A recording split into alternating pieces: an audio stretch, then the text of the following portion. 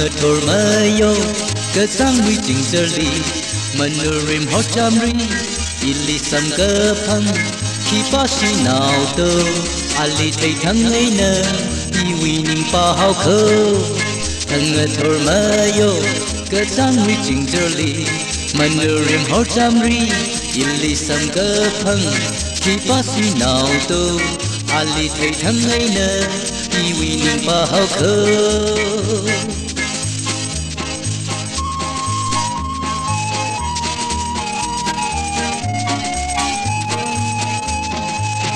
mi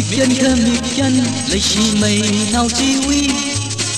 ninh ngay hồn mây hắn tha là chi uy quy sâm nào ri phân lơ cơ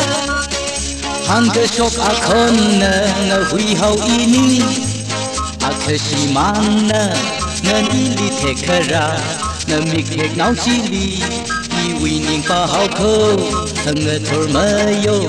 cơ trang nguy chỉnh giờ li mà nửa rim hot chăm ri ili sam cơ phăng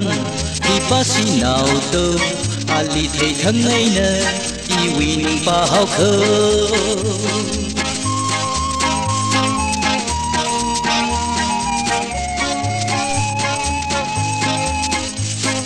chi phun rơ tơ in na cơ piang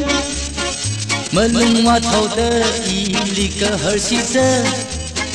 khâm mô ai nè phong cơ cho khi pha mây rơ khâm mơ hang lên thu y ngày ya mà pi ba thằng khờ y u lung vì tuy hi hàng chốc thằng y vì tuy chi mà chu a lần ninh pa hao rơ thằng ngân thổi mơ yo cơ trang nguy chỉnh giờ li mà nửa rim hao chăm ri ili sam cơ phăng khi ba chi nào tơ ali thấy thằng ấy nè